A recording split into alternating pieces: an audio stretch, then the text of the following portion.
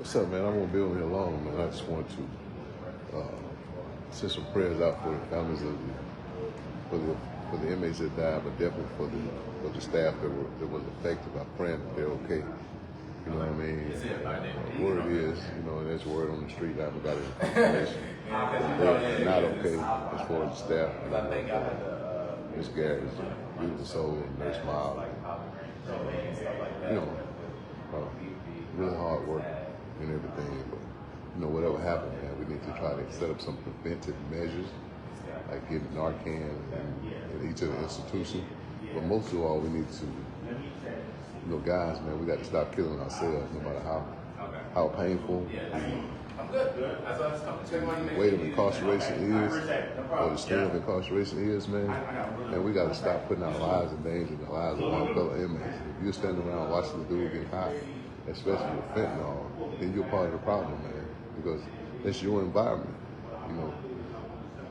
It's like if you were free and you were a convicted felon, why would you let somebody come outside and then come in your area and bring a pistol? You know what I mean? So if you're incarcerated, why would you let somebody bring a drug that would be that can affect your whole situation, could take your life and prevent you from getting home to your family? And so it's a shame that inmates die, but I understand that substance abuse is a way and a means for people coping while they're incarcerated. But however, man, fentanyl is not playing, so there's no coming back from that. You know what I mean? And you put a lot of people's lives in danger when you introduce fentanyl inside of a correctional institution. You know what I mean? And so I think that one of the things that mask it is them allowing cigarettes to come back into MDOC. You know what I mean? Because they have the propensity to hide it and smoke it within the cigarettes and stuff, and the cigarette smoke can hide the drugs that they can smoke for. It can mask everything else. So you can't say if there's no smoking allowed, then if somebody's smoking marijuana, you can see the smoke from it. If there's no smoking allowed, then nobody will be able to lace their cigarettes and or marijuana with fentanyl. And people won't be acting crazy, and they won't have when you got all staff respond, because the good staff respond when we want to help other staff. I know it's people there at CMCF that ride around in their truck and don't respond to anything. Sparks, you never respond to anything. You know what I mean? And so I understand Miss Garrett.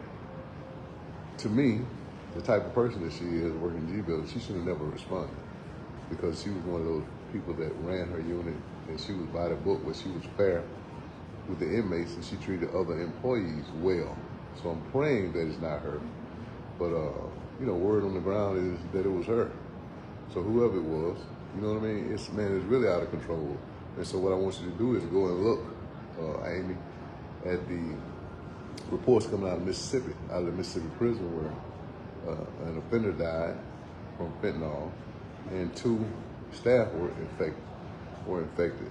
One of them was unresponsive, and another one was airlifted out. So I don't know what's the status of them. I'm waiting to get reports on the status of them. But man, it's a shame.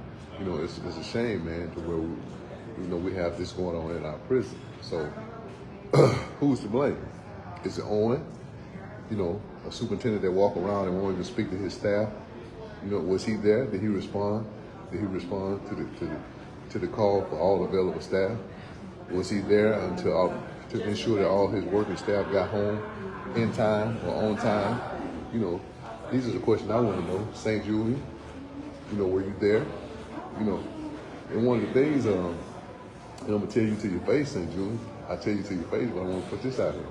And there's a lot of bad reports coming out about you, man. A lot. I don't want to believe that truth. But one thing I learned about the street is the streets don't lie. When a lot of stuff is coming out, what's up, Soldier? When a lot of stuff is coming out about a certain person, 50% of it is true, man. And so 100% of the reports that are coming out about you, man, are not good. Not good. That's in relationship to staff and in relationship to offenders. You know what I mean? And so when we lose a life, be it staff or inmate, man, it's a tragedy. within the justice system, within the criminal justice system. You know, and so I just wanted to come in and give y'all a little tea.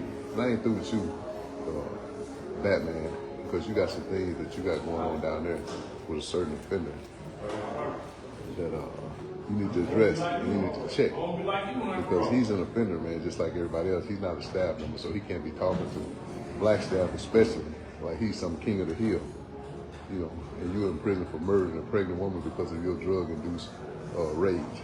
But you said you don't remember anything, so the judge showed you leniency, only giving you 30 years. Yet and still, policy says that you got to be incarcerated 15 years before you get green and white. How is it you haven't served 5 years and you're walking around in green and white? Yeah, you know, I've had no bad interaction with you, Brandon, you know what I mean? But truth is the truth. There's some good African Americans and white guys who've been down 25, 30 years that deserve their green and white. They have their green and white, and they can be working on a special detail.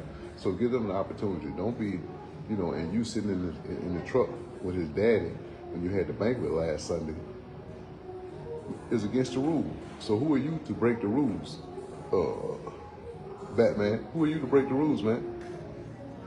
You're not above the law. You know what I'm saying? So you got to abide by the rules just like everybody else. You don't want regular staff to interact with the families of offenders. Yet and still, you sit in the truck for hours with this man that's on your special detail father.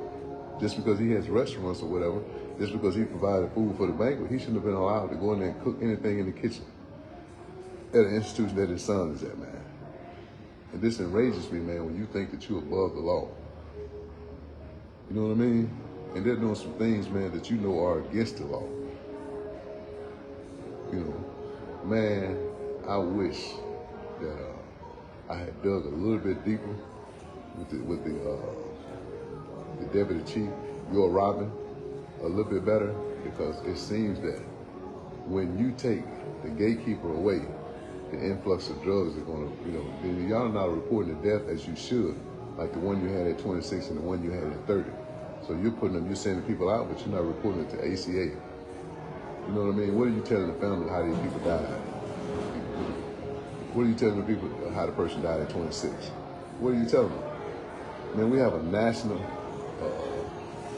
problem with drugs. And Mississippi is no different. So you think Mississippi prison wasn't going to be effective? You know what I mean? So man, it's time that you get up off your high horse, Mr. Orange, or whatever the shakeup was. Man, get out and be cordial with your people. Because it's the all available black staff that's running to your body alarms, and they're the one dying.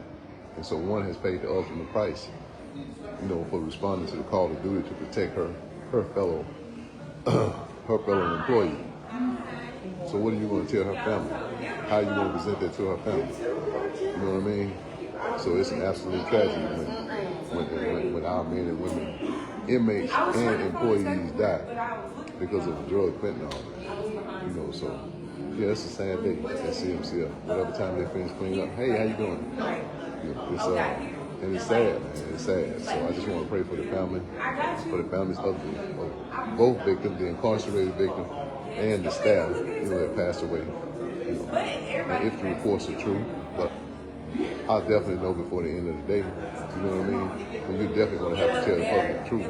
But I promise you, man, I'm not through with you down there at SMCF. Mr. Huff, you and your racist way, I'm not through with you. I promise you, I'm not through with the Mississippi Delta. That's at my back door. You know what I mean? That's right outside my back door. And you got people, man, that I consider my friends and love that go to work every day, and you're not gonna be treating a dude that got sentenced by the court better than you treat your staff down there. You're still doing the same thing. You're riding around in a new Armada, you won't even get the ambulance in the truck just to take the food down to the units, to Unit 30. You know what I mean? You got an ambulance door on one of your trucks. You got flies and everything, no air conditioning with it, with the inmates riding around taking the food. So you don't care how they get fed. Look at the food, man. Look at the food that you feed them every day. Go down and check your kitchen.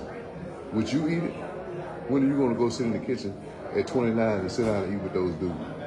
C building and F building. Or take a tray to the unit and get one of the trades and sit down and eat with those guys. When are you going to do that? No, because you think you're above. You think you're above those people who are incarcerated. Man, you're only one mistake from being like Crystal Epps. Remember that.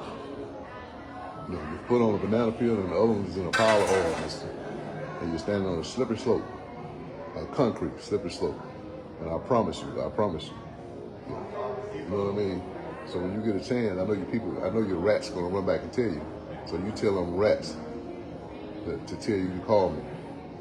Yeah, so I can show you the picture before I show them to the public. If you think I'm playing with you. You know. So come on, man. Get your stuff together, man. Get your stuff together down there. And stop treating my people, man, like they're just nobody. They come to work every day. Every day. Matter of fact, all of them should take one day off. If it was me and I was there, I'd take one full day off work.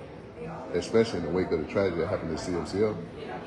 You know what I mean? Because as soon as you get a body on them down there, at partial or SMCI, you're gonna have the same thing happen, man.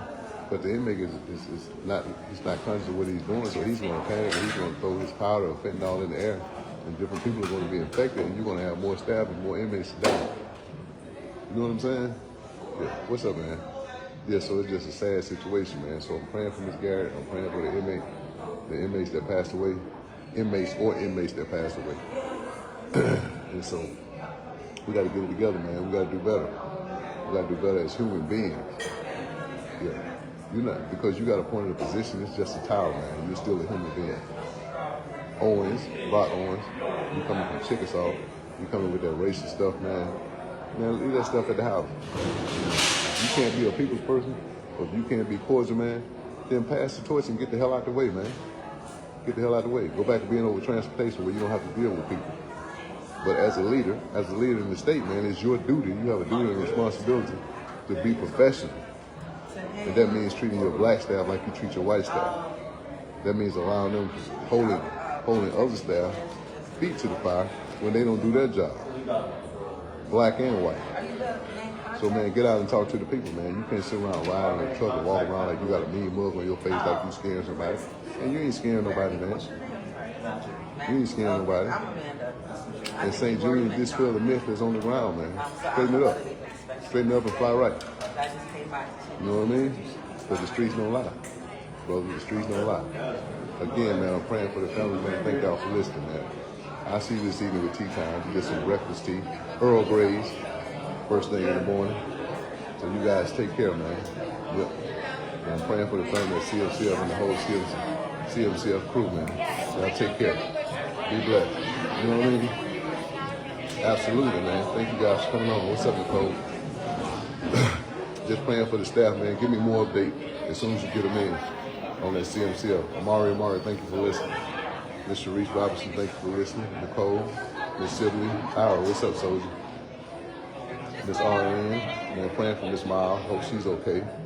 Nurse Miles at CMCF, praying for her. Sandra, thank you for coming in. John, oh yeah, Miss Bradstreet, Amy, my sister.